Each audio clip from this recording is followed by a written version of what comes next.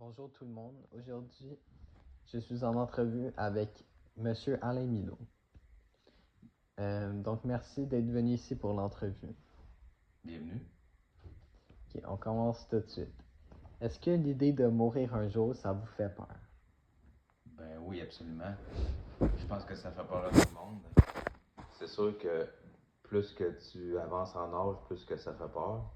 Parce que j'entends souvent mon père en parler entre autres. Là, il est rendu dans les 80, puis c'est sûr que il voit que c'est plus imminent que moi à mon âge ou quand j'étais plus jeune. Mais ça fait peur, mais c'est inévitable. C'est sûr que, comment je dirais, depuis que j'ai des enfants, je trouve ça moins pire parce que j'ai comme de la relève, si on peut voir comme ça. Si on peut voir ça comme ça, là. Disons que un coup tu as eu tes enfants, la peur de mourir diminue un peu, en tout cas dans mon cas. Là. C'est comme, c'est sûr que tu veux les voir grandir et tu veux vivre le plus vieux possible, mais disons que au moins j'ai donné la vie à deux humains. Fait que, un qui part, deux de plus qui restent, ben, c'est un bon ratio. Ok. Avez-vous déjà entendu parler du transhumanisme? Non, j'avais pas entendu parler du transhumanisme avant aujourd'hui. J'ai dû aller voir sur Google pour voir c'était quoi la définition. Mais maintenant, je vois c'est quoi là, ça fait du sens. Je sais pas si c'est un mot qui existe depuis longtemps, c'était peut-être un mot qui manquait dans mon vocabulaire. Mais dans le fond, l'amélioration, l'évolution physique ou cognitive des humains, je pense que ça date depuis tous les temps. Je sais pas depuis quand ce mot-là existe, mais c'est sûr que l'évolution humaine a toujours existé. Quand que vous entendez parler du transhumanisme, qu'est-ce que cela vous évoque comme premier réflexe? Ben, ça n'a peut-être pas un gros lien, mais ça me fait penser à la transformation. Transhumanisme, transformation, il y a quand même le mot trans dedans. C'est sûr que ça évoque un peu que tu veux modifier les choses pour les améliorer. Pour les améliorer. C'est pour ça que quand on utilise le mot transformation, que ce soit pour un objet physique, pour la nourriture, ben c'est souvent dans le but de l'améliorer. Ok. Pensez-vous que c'est humain de vouloir dépasser nos limites, par exemple vivre plus longtemps ou être plus fort, intelligent grâce à la technologie? Il n'y a rien de plus humain que ça. C'est sûr que tout le monde veut être plus fort, plus intelligent, ou la race humaine, pas juste chaque humain, mais la race humaine, tout le monde vit ça depuis la préhistoire, tant qu'à moi, là, parce que sinon personne n'aurait découvert le feu, personne n'aurait inventé la roue, personne n'aurait essayé de mieux se nourrir. Je veux dire, c'est tellement le réflexe le plus humain de vouloir connaître, celui-là peut-être moins, je dirais, être, euh, être plus fort, plus résistant, plus résilient, ça c'est humain. L'intelligence, ben ça c'est chacun, c'est pas tout le monde qui veut acquérir l'intelligence. Je suis pas prêt à dire que les hommes préhistoriques travaillaient absolument pour devenir plus intelligents ou certaines personnes, peut-être, ça les dérange moins. Mais côté physique, je pense que tout le monde a intérêt à essayer de s'améliorer. Très intéressant. Et vous, personnellement, si vous aviez accès à une technologie qui vous permettrait de vivre jusqu'à 200 ans, diriez-vous oui ou non et pourquoi? Je dirais oui, absolument. Absolument, parce que depuis toujours, je me dis, waouh, j'ai tellement de choses à faire dans ma vie. Ça, c'est mon cas, c'est peut-être pas tout le monde, peut-être qu'il y en a qui s'ennuient, mais j'ai comme l'impression que j'ai pas touché assez de choses, j'ai pas fait assez de choses, j'ai pas vu assez d'endroits. Il me semble que vivre pendant 1000 ans, là, tu peux habiter pendant 20 ans en Australie, pendant 20 ans, pendant 5 ans en Islande, tu sais, tu peux avoir comme plein de vies différentes, là. Fait que, ouais, moi, je serais 200, ça serait même pas suffisant, là. Fait que c'est sûr que oui, si on avait la technologie, je serais le premier à lever la main pour essayer de vivre plus longtemps, pour agrandir mes enfants plus longtemps, voir plein de choses. Ça serait super intéressant, peut-être commencer une nouvelle carrière, peu importe. C'est incroyable tout ce que tu peux faire si tu peux vivre plus longtemps. Là, on est obligé de se faire des plans de match basés sur l'espérance de vie actuelle, qui est comme, je pense, c'est 83-85 ans pour un homme. Donc, tu fais comme ta vie en fonction de ça. Mais si ça pouvait être 200 ans, là, tu pourrais te partir beaucoup plus de projets. Là.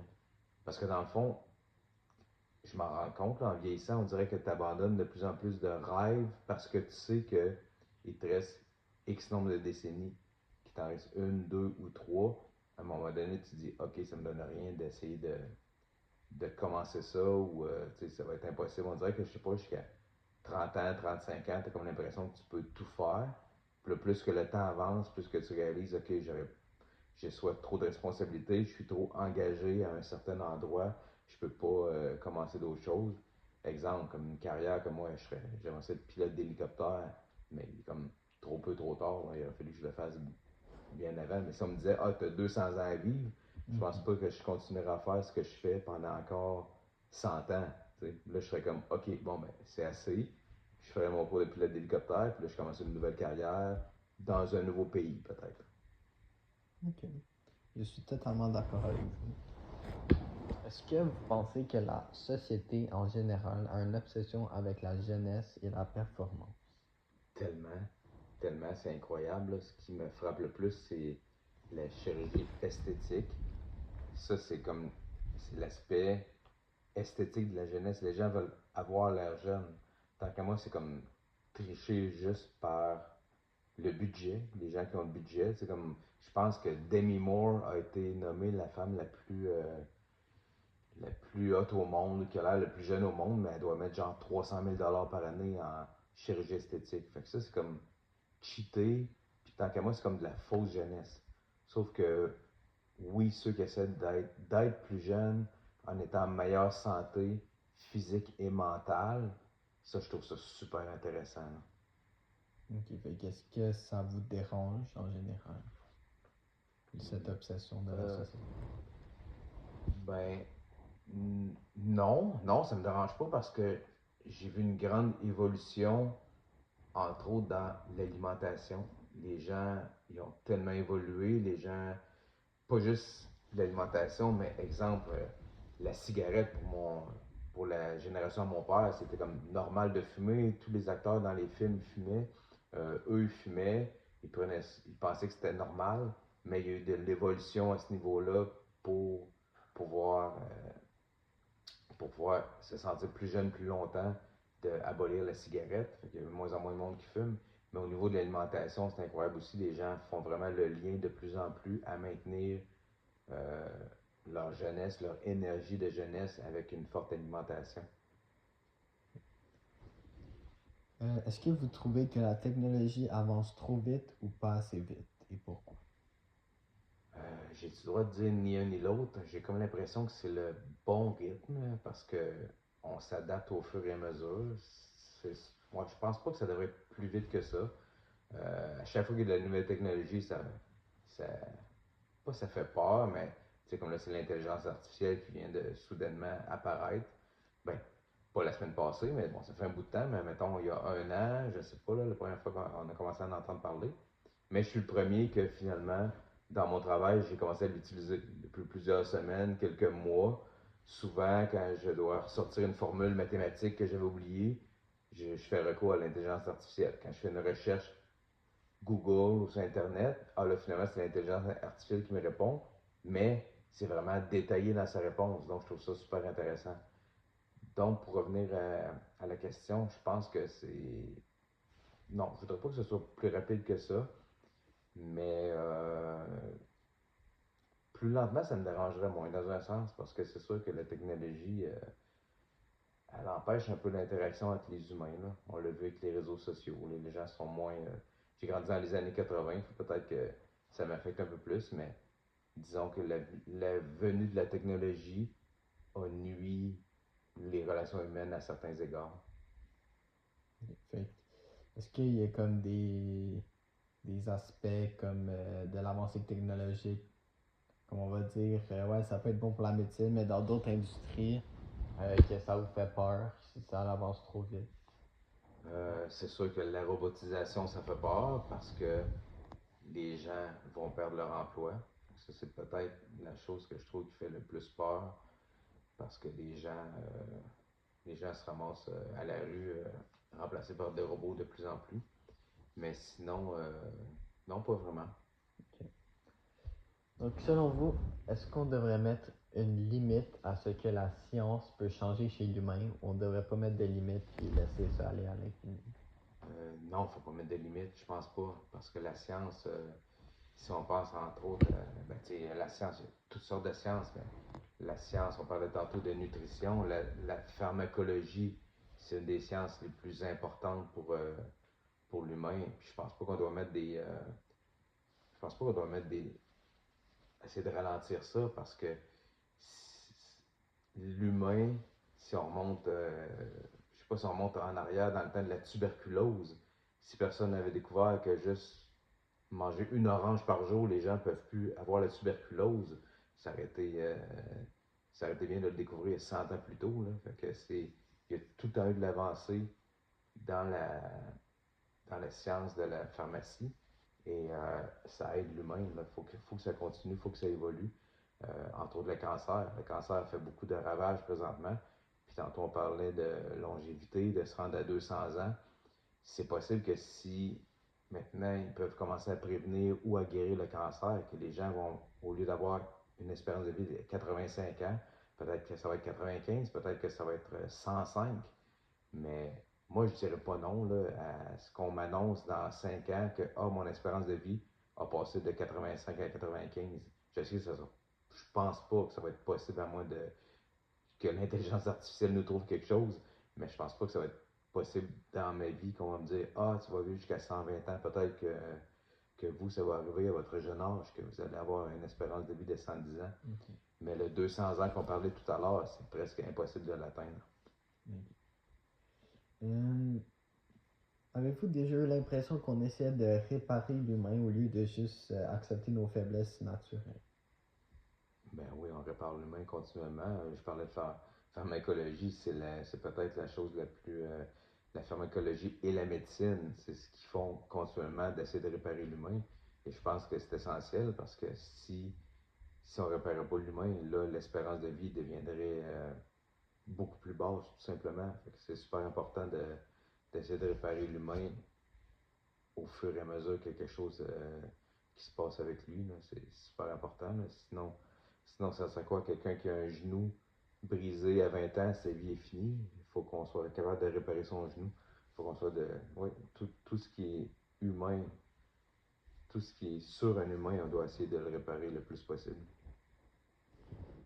Pour revenir à la question initiale, dans le fond, vous demandiez si on doit accepter nos faiblesses. Je crois que non. C'est drôle à dire, mais je pense que c'est bien d'essayer de s'améliorer le plus qu'on peut.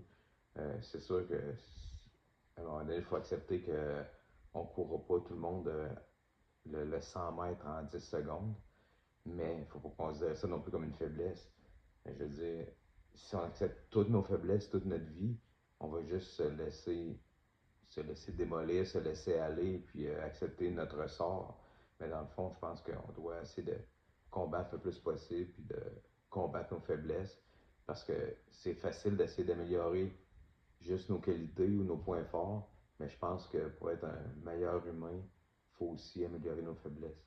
Donc, si tu es quelqu'un qui se rend compte que, parce que je parle de faiblesse physique quand je parle, mettons, tantôt de quelqu'un qui a un problème de genou, mais si quelqu'un qui est faible mentalement, ben, il peut essayer de s'améliorer aussi. Faut pas que tu acceptes ton sort aussi facilement. Ok, parfait. Pensez-vous que vouloir être immortel, c'est un rêve qui est normal ou qui est un peu dangereux? Je sais pas si c'est un rêve normal à la base, parce que moi, j'ai jamais rêvé d'être immortel. J'ai déjà pensé, je veux dire, on voit des fois des films, mais là, à un moment donné, tu penses à ça et tu te dis, voyons, c'est pas possible d'imaginer être immortel, à moins que tout le monde dans mon entourage soit immortel, mais est-ce que tu imagines de voir toujours mourir les gens plus vieux que toi, si les autres sont pas immortels, je veux dire, tu vas mourir les gens dans un cycle normal de la vie, tu vas mourir tes grands-parents, tu vas mourir tes parents, mais à un moment donné, tu vas mourir tes enfants, tes petits-enfants, les autres générations, t'es comme, je sais quoi, à un moment donné, tu te ramasses seul au monde. Je pense pas que l'immortalité, en tout cas dans mon cas, vous dites que peut-être c'est un rêve normal, mais je suis pas certain que c'est un rêve normal pour les gens. Mais oui, ce serait dangereux de vouloir penser à ça. Et anyway, on sait que c'est pas possible. Mais on dit ça aujourd'hui. Peut-être qu'en l'an 6000, ils vont dire que c'est possible d'être immortel pour X raisons. Mais pour l'instant, en tout cas, c'est pas mon rêve. On parlait tout à l'heure d'aller peut-être à 200 ans. Je dirais pas non à ça, 150, 200 ans, vraiment. Là. Mais l'immortalité, non, je pense pas que c'est quelque chose qui m'intéresserait. Et je suis pas certain que c'est un rêve normal pour la plupart des gens. Puis si on change la question à juste le 200 ans, est-ce que c'est un rêve normal ou c'est un rêve que même si toi tu l'as, tu trouves que c'est pas la société en général voudrait pas essayer d'atteindre ça? Ouais, j'ai pas l'impression que c'est la société en général parce que moi j'ai l'impression que j'ai une belle vie. Mais je peux imaginer quelqu'un qui est toujours malheureux ou qui a un handicap grave, que ça fait, je sais pas, 10 ans qu'il trouve sa vie difficile, longue. Peut-être qu'il peut même pas s'imaginer vivre jusqu'à 200 ans. Mais moi, dans mon cas, je sais pas, je suis tellement heureux, j'ai tellement une belle vie, j'ai tellement de choses à accomplir que j'aimerais pouvoir me rendre à 200 puis comme partir d'autres projets des projets différents là, que j'ai pas le temps, j'aurais peut-être pas le temps d'accomplir dans cette vie-là. Mais je peux comprendre que pour certaines personnes, 200 ans, c'est un peu utopique, puis ils voudraient pas se rendre jusque-là. Ok. Donc, avant-dernière question. Est-ce que vous croyez que c'est correct d'utiliser la technologie pour enlever l'incertitude de la fin, même si ça change c'est quoi le fait d'être vraiment humain? Quelle est votre conception de l'être humain en même temps? Comme, est-ce que c'est vraiment la peur de la mort, ça fait en sorte qu'on est différent des autres espèces d'animaux, puis ça fait comme peut-être les moments genre plus intéressants, vu qu'on sait que ben, on a la conception qu'on va mourir un jour. Hmm, c'est profond comme question, laissez-moi y penser. Hmm, ça change. Si ça change. Répétez-moi encore la question, j'ai pas vraiment compris. Si je crois que c'est correct d'utiliser la technologie pour enlever mon incertitude. Ouais. Laquelle incertitude que vous faites référence? L'incertitude face à la mort. Ah, l'incertitude face à la mort. Euh, hmm, Puis en même temps, ben, quelle est votre conception de l'être humain? oui, dans un sens, je pense que c'est ça, la technologie, elle enlève cette incertitude-là continuellement. Là. Je reviens encore à la médecine et la pharmacologie parce que dans le fond, c'est eux qui ont la science d'essayer de donner le plus d'espérance de vie à un humain. Donc, je pense que oui, c'est vraiment correct d'utiliser la technologie. Moi, si on me disait, ah, ton père, s'il pour avoir un cancer du poumon l'année prochaine, on a la technologie pour le soigner pour qu'il vive 5 ans de plus, 10 ans de plus, je serais vraiment content. Là. Donc, c'est oui, la réponse dans mon cas, que oui, la technologie, si elle peut améliorer l'être humain, je suis tout à fait en accord avec ça. Mais ma conception de l'être humain, c'est une question vraiment profonde que vous me demandez. Mais l'être humain, dans le fond, c'est. L'être humain, dans le fond, c'est. Vous allez me trouver un peu plate, mais j'ai vraiment un peu de difficulté à y aller très philosophique dans ce qui est l'être humain. J'ai toujours été quelqu'un de très rationnel. J'ai toujours cru en la science, j'ai toujours cru aux choses qui sont vraiment concrètes. Donc je sais, pour beaucoup de gens, c'est super important, l'esprit, la philosophie, l'être humain dans son ensemble, dans l'univers, dans la nature, quel est son rôle. Je suis pas tout à fait de ce côté-là. Moi, je suis vraiment plus du côté individu, je suis du côté assez rationnel de l'individu, comme je vous disais, là, dans un environnement qui est concret, social, culturel, en famille. Mais je vois pas, j'ai pas une conception de l'humain qui est complexe, multiforme, avec des approches philosophiques, psychologiques, sociologiques. Là, je suis vraiment plus du côté rationnel de l'être humain. Bon, dernière question. Croyez-vous qu'on cherche à contrôler la vie parce qu'on a peur, comme vu qu'il y a de plus en plus d'athées dans le monde, peut-être que le transhumanisme gagne en popularité parce que ben, les gens ils ont peut-être moins de réponses avec la religion pour qu'est-ce qu'il y a après la mort. Fait les gens ils se tourneraient peut-être vers le transhumanisme pour essayer de vivre plus longtemps sur la Terre. Fait que croyez-vous qu'on cherche à contrôler la vie parce qu'on a vraiment peur de la fin? Parce qu'on a peur de la fin ou peur de la religion, vous me dites? Peur de la mort. Non, je pense pas que c'est peur de la mort. Je pense qu'il y a beaucoup de contrôle des populations qui se fait avec ces craintes-là. Je pense pas que c'est la crainte de la mort. Parce que vous parlez justement de religion, puis je pense que les religions, c'est justement utilisé pour contrôler les gens, pour contrôler la façon de penser des gens, pour rallier les gens contre d'autres races, contre d'autres humains. Donc, je pense pas que c'est pour. Non, je pense pas que c'est pour contrôler la. Ok. Fait que tu penses pas que c'est pour contrôler la vie? Non, je pense que c'est pour contrôler la mort. Ok. Très intéressant. Donc, merci pour avoir accepté de faire cette entrevue. En mes recherches, j'ai fait des entrevues avec des gens plus jeunes et plus vieux, donc c'est très fascinant de voir les différents points de vue face à la mort et aux avancées du transhumanisme. Merci à vous.